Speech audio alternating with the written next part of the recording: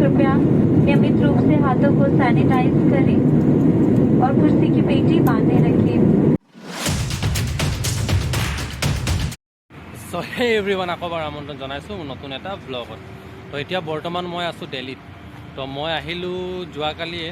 তো আজিৰ ডেট হৈছে 25 জুন 2021। এতিয়া বহি আছোঁ মই দিল্লী গেট মেট্ৰ' ষ্টেচনৰ ওচৰত, আৰু এই মেট্ৰ' ষ্টেচনৰ পিছফালে আছে অৰুণ জেটলী ষ্টেডিয়াম, মানে ফিৰোজ শ্বাহ কোটলা ষ্টেডিয়াম যোনখন দিল্লীৰ, এখন ইয়াৰ পিছফালে আছে। আৰু মই ইয়াত বহি আছোঁ এয়া গছৰ তলত। মাহলটো ইয়াৰ বৰ ধুনীয়া আছে, চাওক। মই ট্ৰাইপড আনিব পাহৰি গ'লোঁ, সেইকাৰণে অলপ শ্বেক হ'ব পাৰে, এডজাষ্ট কৰি ল'ব আৰু। অ'কে, মই ভিডিঅ'টো এতিয়া আৰম্ভ কৰোঁ যোৱাকালিৰ পৰা। নহয় 23 জুনৰ পৰা ভিডিঅ'টো আৰম্ভ কৰোঁ। অ'কে, 23 জুন কেলৈ ভিডিঅ'টো চাই থাকক, গম পাব মই কেলৈ 23 জুনৰ পৰা ভিডিঅ'টো আৰম্ভ কৰিছোঁ। 23 জুনৰ ভিডিঅ'টো চাই লওক, তাৰপিছত বাকী কথাখিনি পাতিম। চ' হে এভৰিৱান, আকৌ এবাৰ আমন্ত্ৰণ জনাইছোঁ মোৰ নতুন এটা ব্লগত। তো এইটো ব্লগ নহয়, একচুৱেলি এইটো এটা ট্ৰেভেল ছিৰিজ হ'ব। তো মই এতিয়া বৰ্তমান বহি আছোঁ ৰাজধানীত, ডিব্ৰুগড় নিউ দিল্লীৰ ৰাজধানীত বহি আছোঁ। তো আজি মোৰ জাৰ্ণি ইয়াৰ পৰা ষ্টাৰ্ট হৈছে নিউ দিল্লীলৈকে। তো চাই থাকক ব্লগটো, আশা কৰোঁ ভাল লাগিব, আৰু মোৰ লগত আপোনালোকেও মোৰ জাৰ্ণিত লগত থাকিব। এইটো দেখা পাইছে যে সেইটো মোৰ ছিট 24 B10 বাৰ্থ। এইটো মোৰ পানীৰ বটল লৈ ল'লোঁ। চ' ইয়াত চাৰ্জিঙৰ সুবিধা অকল এইটো ছাইডে আছে। তো এইটো প্ৰব্লেম আই থিংক হ'ব লাগে। তাৰপাছত এইটো তাত এটাও মানে চাৰ্জিঙৰ সুবিধা নাই। মই যদি মোবাইল চাৰ্জ কৰিবলৈ হয় তেনেহ'লে ইয়াত আহিব লাগিব। এইটো পূৰা খালী। এইফালে চাওক, এইফালেও খালী। আকৌ যদি যাওঁ ইয়াতো খালী। তো এই কৰোণা চিটুৱেশ্যনত পূৰা মানে ট্ৰেইনে খালী হৈ আছে। তো ইয়াৰ মোৰ ছাইডত যদি চাওঁ তেনেহ'লে ইয়াতো খালী। একো নাই, ভালে আছে, খালী অকলে যাম। মানডে 21 তাৰিখে মই ভেকচিন ল'লোঁ। তো ভেকচিন লোৱাৰ পিছত কি হ'ল, মোৰ পূৰা জ্বৰ। তো দুদিনমান জ্বৰ থাকিলে। তো আজিও অলপ চলপ জ্বৰ আছিলে। তো কালি ৰাতি মই দৰৱ খালোঁ, জ্বৰৰ দৰৱ খালোঁ। তো ৰাতিপুৱা অলপ আৰাম পালোঁ। তো ইভিনিং টাইমত আকৌ জ্বৰটো ষ্টাৰ্ট হৈ গ'ল। তো আজি ৰাতিপুৱা আকৌ মানে দুপৰীয়া আজি আকৌ ভাত খাই কিনে আকৌ দৰৱ খাই দিলোঁ। তো সেইটো কি হ'ল, এতিয়া সেই দৰৱ খোৱাৰ কাৰণে কি হ'ল, এতিয়া AC ভিতৰত আছোঁ যদিও মানে পচিনা হৈ আছে। তো এতিয়া টাইম হৈছে 7:45। তো 7:55 ট্ৰেইন এৰিব। তো এইটো ডিব্ৰুগড় ৰেলৱে ষ্টেচন, ডিব্ৰুগড়। মই শুনিছিলোঁ যে কেটাৰিং ছাৰ্ভিচ বন্ধ আছিলে বুলি, বাট এতিয়া দেখাততো ইয়াত অহাৰ পিছত লগা নাই কেটাৰিং ছাৰ্ভিচ অফ আছে, মানে বন্ধ আছে বুলি। ইয়াততো এতিয়া পানী চানী ট্ৰেইনত, মানে ৰাজধানীত কি হয় একচুৱেলি, উঠাৰ পিছত পানী চানী দিয়ে। তো এতিয়ালৈকেতো সেনেকুৱা একো পানী চানী আনি দিয়া নাই। সেইটো আনিলেহে গম পোৱা যাব যে কেটাৰিং ছাৰ্ভিচটো মানে দিছে নে নাই দিয়া।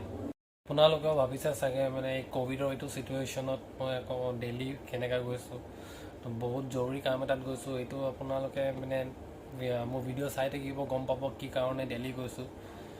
তো সেইটো মানে অলপ এমাৰ্জেঞ্চি টাইপ হয়, আৰু সেইকাৰণে মই মানে আৰ্জেণ্ট দিল্লী যাবলৈ ওলাইছোঁ এই ক'ভিড চিটুৱেশ্যনৰ টাইমতে। চ' ফাইনেলি ট্ৰেইন ষ্টাৰ্ট হৈ গ'ল। এয়া ডিব্ৰুগড় ষ্টেচন লাহে এৰিছোঁ।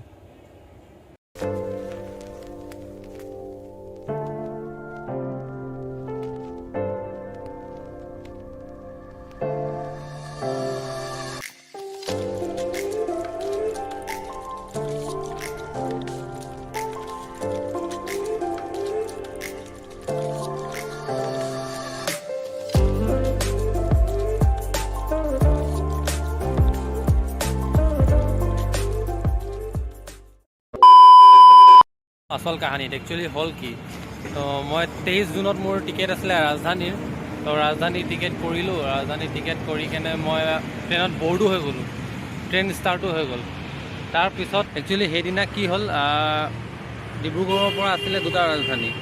তো একেলগে দুটা ৰাজধানী ষ্টেচন, দুটা বেলেগ প্লেটফৰ্মত ৰখি আছে। তো মই একচুৱেলি দুটা ট্ৰেইন আছিলে ৰাজধানী, এটা ট্ৰেইন যাব আছিলে মৰাণ হৈ, আৰু এটা ট্ৰেইন যাব আছে তিনিচুকীয়া হৈ।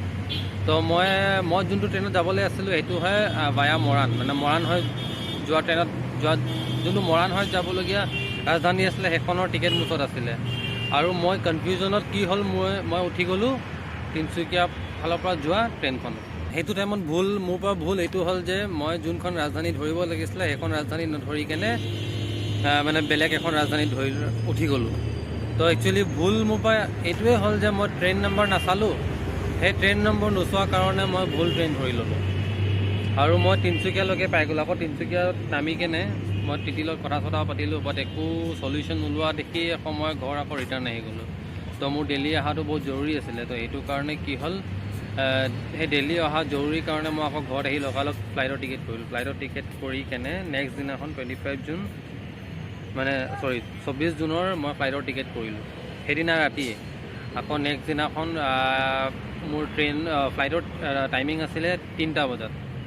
3টা বজাত মই আহিলোঁ এয়াৰপৰ্টত 1টা বজাত এয়াৰপৰ্টত আহি কেনে বৰ্ডিং পাছ লৈ মেলি কেনে মই বহিলোঁ। তাৰপাছত 3টা বজাত ফ্লাইট ষ্টাৰ্ট হ'ল আৰু লেণ্ড কৰিলোঁ দিল্লী 6টা বজাত। তো 6টা বজাত মই এয়াৰপৰ্টত নামি কেনে ভালকৈ ব্লগ কৰিব নোৱাৰিলোঁ। সেই টাইমত মানে কি আন্ধাৰো হৈ গৈছিলে, সেইকাৰণে ৰাতি আৰু ব্লগ নকৰিলোঁ আৰু মই ভাগৰো লাগি আছিলে বহুত। তো এতিয়া কালিৰ ব্লগটো চাই লওক,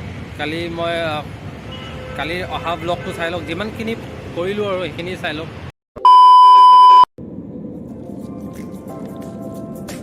চ' এয়া এতিয়া মোহনবাৰী এয়াৰপৰ্টৰ পৰা ফ্লাইটখন টেক অফ কৰিবলৈ ৰেডি হৈ গ'ল। চ' এতিয়া লাহেকৈ স্পীড ধৰিব আৰু।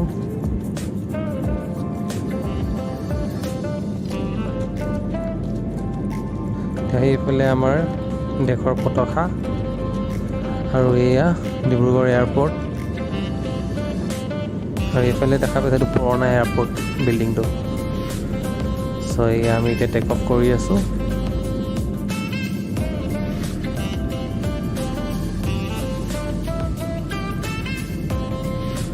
এইফালে আৰ্মি কোৱাৰ্টাৰকেইটা।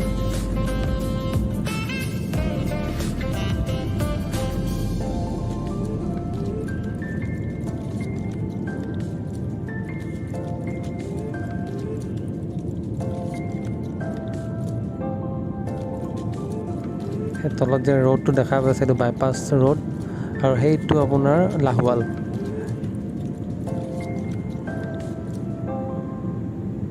সেই গোটেই লাহোৱাল টাউনখন।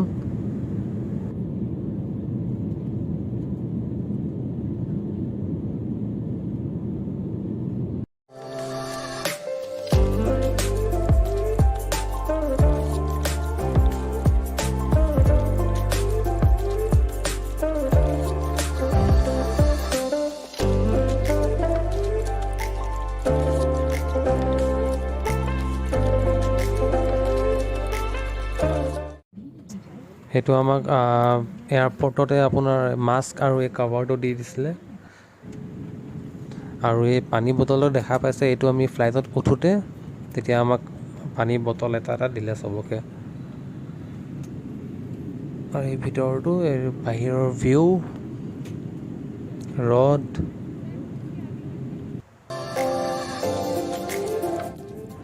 চ' ফাইনেলি 3 ঘণ্টা জাৰ্ণি কমপ্লিট কৰি এতিয়া আমি দিল্লী আহি পালোঁ। চ' এতিয়া আমি লেণ্ড হ'ম দিল্লীৰ ইন্দিৰা গান্ধী ইণ্টাৰনেশ্যনেল এয়াৰপৰ্টত।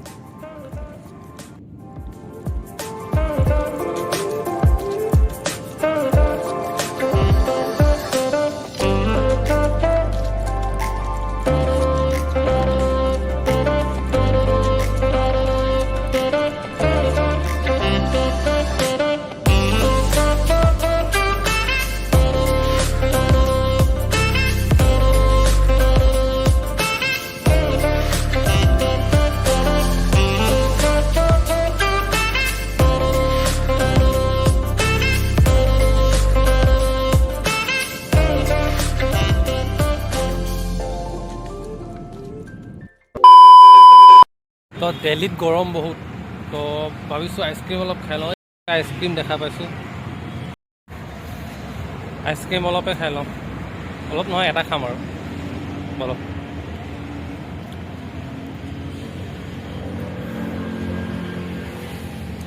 তো ইয়াততো কাউকে দেখা নাই আইচক্ৰীমক।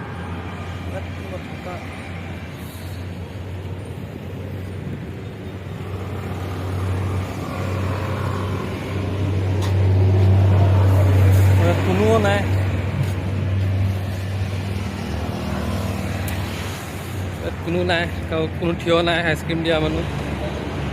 তো চাওঁ বেলেগ কিবাই খাওঁগৈ।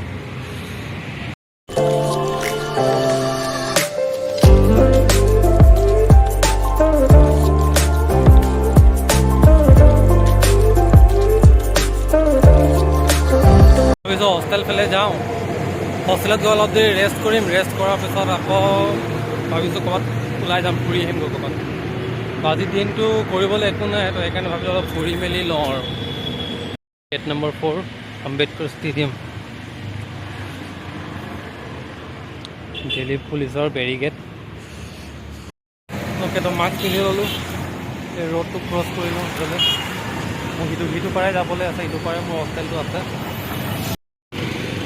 অ'কে, ভিডিঅ'টো আমি এতিয়া ইয়াতে শেষ কৰোঁ। যদি ভিডিঅ'টো ভাল লাগিলে তেনেহ'লে লাইক কৰি দিব, আৰু নেক্সট ব্লগত মই আপোনালোকক মোৰ হোষ্টেল টুৰ কৰাম।